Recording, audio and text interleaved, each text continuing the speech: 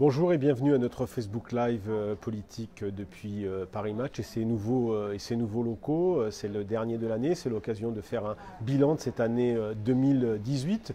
Si 2017 fut l'émergence du nouveau monde politique, celui d'Emmanuel Macron. 2018, c'est celui de son revers.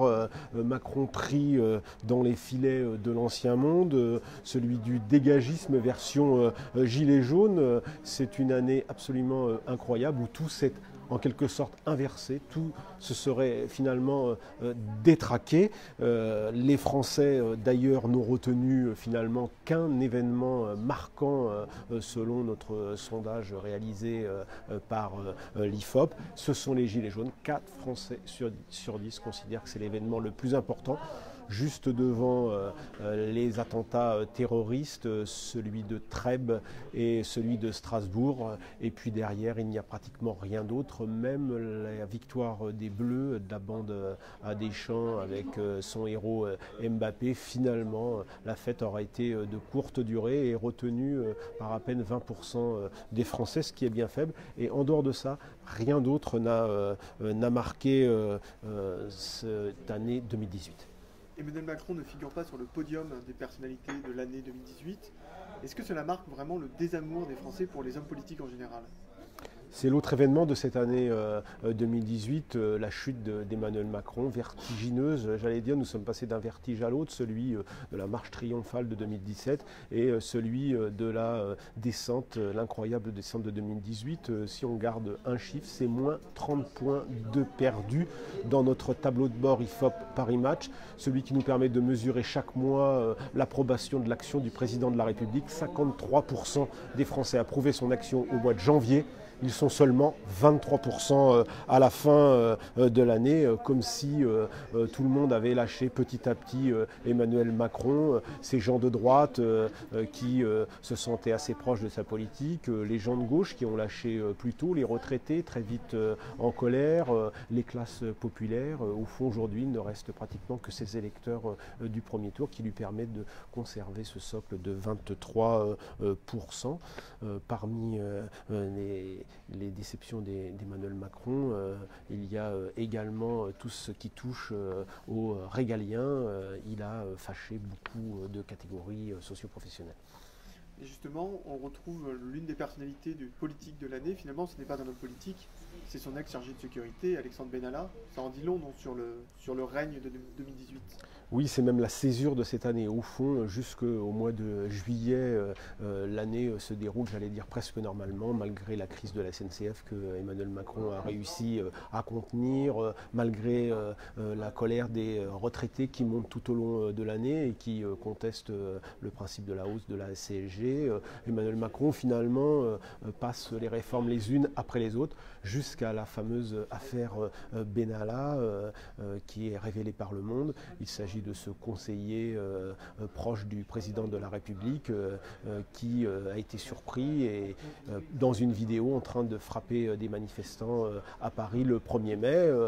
Tout ça serait resté secret si finalement cette vidéo n'était pas sortie sur Internet. Le Monde l'ayant identifié, il a sorti l'affaire juste après, au lendemain de la victoire de la Coupe du Monde de foot. Et là a démarré cette affaire Benalla avec une commission d'enquête parlementaire, la mise en cause du ministre de l'Intérieur Gérard Collomb, la mise en cause de plusieurs collaborateurs du président de la République jusqu'au président de la République qui a passé le mois de juillet à se défendre. Et au fond, depuis, on a eu le sentiment qu'il ne parvenait plus à reprendre le fil de son mandat, les difficultés s'enchaînant les unes après les autres, avec notamment la démission de Nicolas Hulot, personnage le plus populaire, et il reste d'ailleurs dans notre tableau de bord la seule véritable personnalité qui trouve grâce aux yeux des Français, ce qui n'est pas le moindre des paradoxes, puisque le phénomène des Gilets jaunes est lié en partie à la hausse des carburants que Nicolas Hulot avait enclenché. Mais Nicolas Hulot reste populaire. Derrière lui, aucun autre responsable politique n'émerge, ni Édouard Philippe en forte chute tout au long de l'année, et notamment au moment des Gilets jaunes, ni les ministres. Aucun finalement n'a n'arrive à impacter positivement l'opinion, ni même les opposants. On le voit avec Jean-Luc Mélenchon qui a perdu beaucoup de points, qui s'est beaucoup abîmé tout au long de cette année 2018. Et que dire de Laurent Wauquiez, qui est probablement l'opposant qui a perdu le plus de points cette année et qui se retrouve dans les fins fonds de notre palmarès mensuel. Quelles femmes politiques ont marqué cette année 2018 ? Alors elles sont très peu nombreuses finalement. Si on devait en citer une dans le gouvernement, c'est sans doute Marlène Schiappa, la secrétaire d'État à l'égalité entre les hommes et les femmes, qui émerge comme l'une des rares personnalités de la République en marche à être connue maintenant du grand public et qui dame le pion à de nombreux collègues de son gouvernement. Seulement secrétaire d'État, son action est approuvée davantage que celle d'un Gérald Darmanin au compte public, que celle d'un Jean-Michel Blanquer pourtant très visible, ou encore ses autres collègues masculins. Je pense notamment à Benjamin Griveaux. Autres personnalités qui ont marqué, les insoumises Clémentine Autain, qu'on a beaucoup entendu dans un registre différent de celui de Jean-Luc Mélenchon, n'hésitant pas à prendre ses distances avec certaines des positions du leader des Insoumis. Il y a également Raquel Garrido, qui a quitté la politique en tant que telle, mais qui est maintenant une chroniqueuse avec son langage et son style très musclé à la télévision. Et puis, il y a la revenante Ségolène Royal, inusable Ségolène Royal, qui continue à être très haute dans notre classement et qui, à la faveur à la fois de la crise des Gilets jaunes, du départ de Nicolas Hulot, s'est rappelé au bon souvenir des électeurs de gauche. Et on la voit maintenant éventuellement la pressant comme une future tête de liste aux européennes et pourquoi pas à la présidentielle de 2022, même si tout cela paraît compliqué.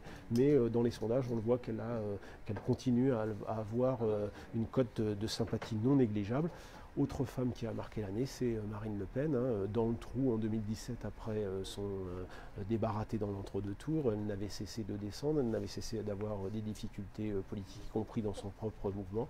Et puis elle a été en quelque sorte remise en selle par la crise des Gilets jaunes. Tout à coup, les problèmes se sont évanouis, elle a repris des points dans les sondages, elle est en tête des intentions de vote aux européennes, même si ce n'est pas elle qui sera formellement candidate, mais Marine Le Pen a été remise en scène en cette fin d'année 2018.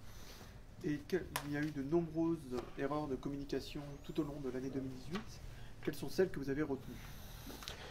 Alors c'est vrai qu'il y a une année 2018 dense en couac, en rétropédalage, en confusion générale. Il y a d'abord Emmanuel Macron avec ses petites phrases qui ne sont pas passées inaperçues et qui se sont finalement presque toutes retournées contre lui. La fameuse phrase contre l'horticulteur traverse la rue pour trouver du boulot, ou encore celle sur les Gaulois réfractaires. Cette phrase, on l'a revue sur les gilets jaunes des protestataires. Il y a également Édouard Philippe qui finit l'année dans les difficultés avec une confusion générale dès qu'il prend la parole. Il y a la suspension de la hausse des carburants qui se transforme en annulation après que l'Élysée soit intervenu. Ensuite, c'est l'annulation des mesures qui sont finalement annulées puis remises sur pied. On n'y comprend plus grand-chose, sauf que ça se termine par une confusion entre Matignon, Bercy et les députés. J'ajoute à ça le distingué président du groupe Gilles Legendre qui s'est fait connaître du grand public avec cette phrase mythique sur le trop-plein d'intelligence, le trop-plein de subtilité qui finalement nous empêcherait de comprendre les propos de la majorité. Les Gilets jaunes apprécieront. On peut ajouter également les difficultés de Jean-Luc Mélenchon, et ça c'est nouveau. Il a notamment rugi lorsque il y a eu les perquisitions à son domicile et au siège de son parti, avec cette phrase « Mon corps est sacré ».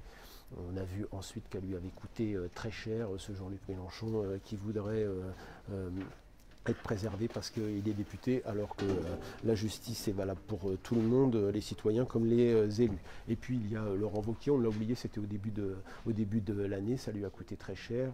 Il s'est lâché devant ses étudiants d'une école de commerce de Lyon, daubant sur tous ses adversaires et surtout sur son propre camp, de Nicolas Sarkozy à Alain Juppé en passant par Valérie Pécresse. Il a eu beau se défendre, il a eu beau s'excuser en partie. Le mal est fait et Laurent Wauquiez a passé une sale année 2018, incapable finalement d'imprimer, incapable de rassembler son propre camp. Ça semble aujourd'hui très compliqué pour lui. Finalement, le principal et peut-être le premier à avoir pointé les difficultés d'Emmanuel Macron, c'est pas celui qui en profite aujourd'hui dans les sondages. Et si on devait retenir une phrase politique, une pique ou une sortie, laquelle serait-elle? J'ai envie de vous dire que la phrase que j'ai retenue, c'est celle de Gérard Collomb, ex-ministre de l'Intérieur, qui s'est battu comme un beau diable pour ne plus devenir ministre. Et il a eu cette phrase au moment de ses difficultés. D'habitude, les gens se battent pour être ministre. Moi, je me bats pour ne plus l'être. Franchement, là, on touche au sublime avec ce Gérard Collomb qui a tellement voulu être ministre qu'il a ensuite tout fait pour ne plus l'être. Alors, qu'est-ce qu'on peut attendre de l'année 2019 sur le plan politique? Alors le premier rendez-vous, ce sera le prélèvement à la source, un rendez-vous clé pour le gouvernement, la mise en place du prélèvement de l'impôt directement sur les revenus des gens et de manière mensuelle. C'est un rendez-vous clé pour le gouvernement dès le mois de janvier. La machine de l'État va être soumise à rude épreuve. Il y a ensuite le grand débat décidé au cœur de la crise des Gilets jaunes par le président de la République. Il doit débuter en principe début janvier, se tenir jusqu'en mars avec une restitution par la suite. C'est le grand flou, on ne sait pas du tout comment ça va se passer, mais le gouvernement compte beaucoup sur ce débat pour essayer de faire émerger des nouvelles idées et améliorer le dialogue entre la France d'en bas et la France d'en haut. Il y a bien sûr les européennes le 26 mai qui seront en quelque sorte les mi-termes d'Emmanuel Macron. Il y a encore quelques mois, il rêvait de la première place. On voit que ça va commencer à être compliqué, mais en politique, rien n'est fait. Et au fond, si aujourd'hui Marine Le Pen pointe en tête dans les sondages d'intention de vote, rien ne dit qu'une liste de gilets jaunes, par exemple, ne viendrait pas contrecarrer ses plans.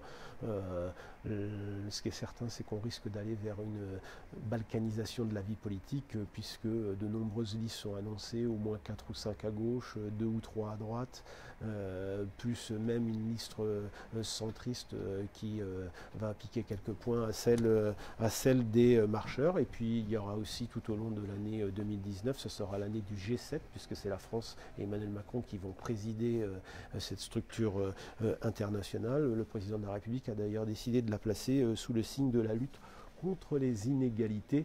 C'est bien la preuve que les Gilets jaunes ont transformé le quinquennat d'Emmanuel Macron. Plus rien ne sera comme avant après cette année 2018.